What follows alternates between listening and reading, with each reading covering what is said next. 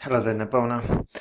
Okay, well done for taking action, writing the essays. It's fantastic. Let's have a look. Experts throughout both the developing and developed world have debated whether or not international sports competitions are still relevant in this modern era. Beautiful start. Some believe that they are a complete waste of resources. Lovely.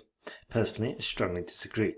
This essay will argue both sides with examples from recent surveys and research. Good. Okay. I would just recommend one small improvement, and the good thing is this is an improvement, not a correction, which is what I prefer doing, to be honest with you.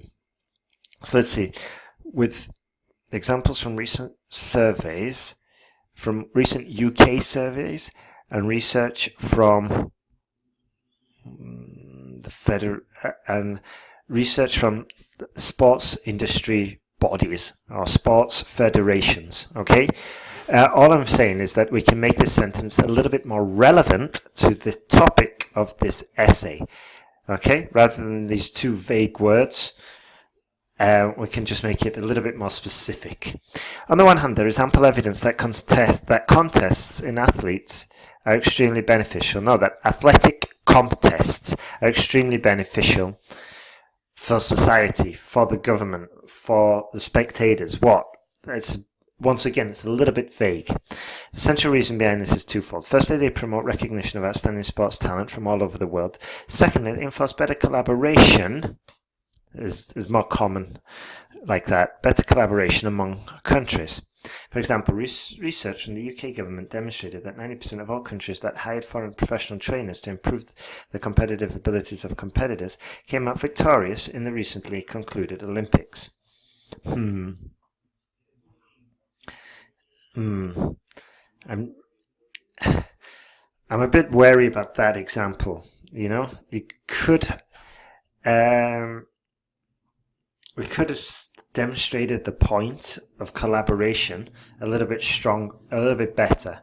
Yeah, demonstrate that 90% of all countries that hired. I'm just trying to think of a possible way.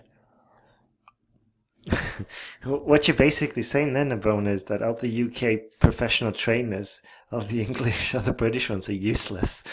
Which I'm just trying to think now, how could we better say this? Because also it needs to be sort of like, but actually you're not saying that all UK trainers are useless, but you're saying they are useless if they train people from their own country. So if a Nigerian trainer trains a Nigerian athlete, they're useless. You see? And if the same Nigerian trainer trains a Scottish athlete, then they're going to improve the ability of the competitors and become victorious. Okay, so it's a little bit incoherent that it doesn't work. You see?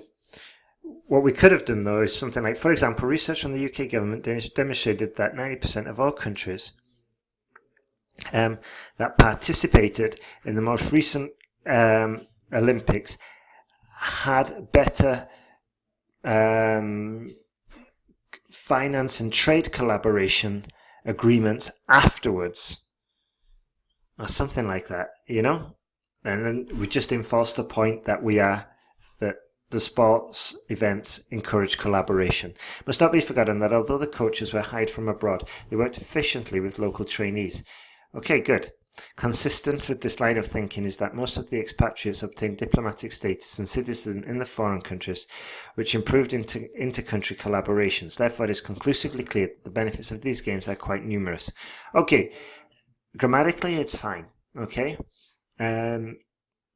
The problem is that, as I said, here is a little bit skewed. It's a little bit incoherent or unlikely, and then we kind of develop that point further, which makes it more difficult to, we kind of dig a hole and we've gone deeper here.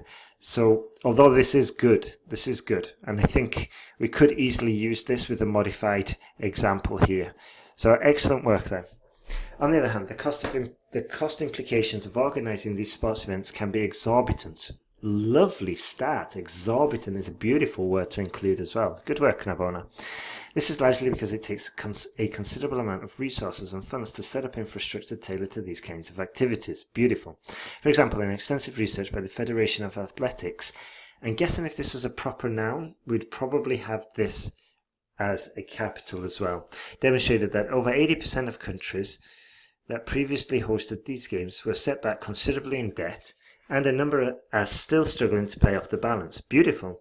Why is Google Docs of the countries? Yeah, of countries. I mean, that is optional there, to be fair. You know, both are okay. Consequently, some of them have resorted to auctioning the sports grounds previously used during the tournaments to investors in an attempt to clear off the burden. Good, as it is possible to state beyond doubt that a major drawback to these sports competitions is the expenditure. Beautiful. Absolutely fantastic. Well done there. Well done. From the arguments and examples given above, I firmly believe that whereas professional athletic competitions are extremely expensive to host, their impact, well done for using the comparison here, in promoting multinational cooperation and rewarding exceptional athletic talent is invaluable, and you used it correctly, so well done. It is predicted that the roller sporting events will increasingly grow in importance in the next decade. Fantastic work there, Nabona. I'm very impressed. We've used the sentence guide powerfully and correctly. We've got clear arguments, especially in the second paragraph. This would kind of went a little bit off, which was a shame really, because the grammar and the vocab was fantastic. But the good thing is that we're on the right track. Let's have a look at the bar graph. The bar graph provides information about the sales for brown and black leather shoes in 9 different countries around the world in the year 2018. Number of shoes sold is in thousands. Good. We could even probably put the number of shoes, but that's just a small modification. Overall, footwear manufactured from brown leather was slightly more popular than that made of black leather among the represented nations. Beautiful. The latter were favoured in 4 countries, while the former in 5. Good. Okay, so we're halfway through, and we still don't know which countries. Yeah? So just be careful there. Actually, I guess we could say it's fine. Or even just put between 9 different European countries. I think it was, no? Okay, 1 second. Yeah. Okay, so it is European countries. The highest number of black leather shoes. Highest number of black leather was sold. Yeah. Highest number of black leather shoes was sold in Hungary. About 130,000. No. The highest number of black leather shoes the highest number of black leather shoes, comma, about 130,000, comma, was sold in Hungary, while France registered the lowest sales of approximately 25,000. Beautiful, beautiful. What we've done well there is the maximum and the minimum, so we're onto a good start, and also we've got the comparison there. Good. As regards to shoes made of brown leather, Poland demonstrated the highest sales, followed closely by Germany at about just over 125,000 and 125,000 respectively, and approximately 125. Okay, I would have possibly just grouped these, or even said the specifics. Yeah. And the reason is because we've just said it's higher, but it's just over and then approximately. Okay, so in some cases we do need to put the exact figures there. I know it can be confusing, but in this case, because we're making a comparison and the numbers are kind of similar, as we could just see, then the exact numbers would kind of demonstrate the point a little bit further. Would demonstrate this point. That's what I wanted to say. People in Belgium, well done for using the people in Belgium. That's good. And another tip is we can use nationalities to increase like the lexical resource, and a vocabulary. So Belgians or people in Belgium prefer black leather to brown, as the latter sold fewer than 10,000 compared to the former, which was just over 100,000. Good. Sales of brown leather shoes in Germany and Ireland was similar at around 75,000. Beautiful grouping. Both UK and Ireland showed the same number of shoe sales of 400,000 in black and brown leather respectively. Excellent work there. Excellent work. So well constructed. We've got all the relevant data. We're grouping the data. We've got the maximums and the minimums. So we're off to a fantastic start with this one. Well done then, Nabona. So you know what to do now. Implement all the corrections that you've heard. Update your error list. Write 2 new essays.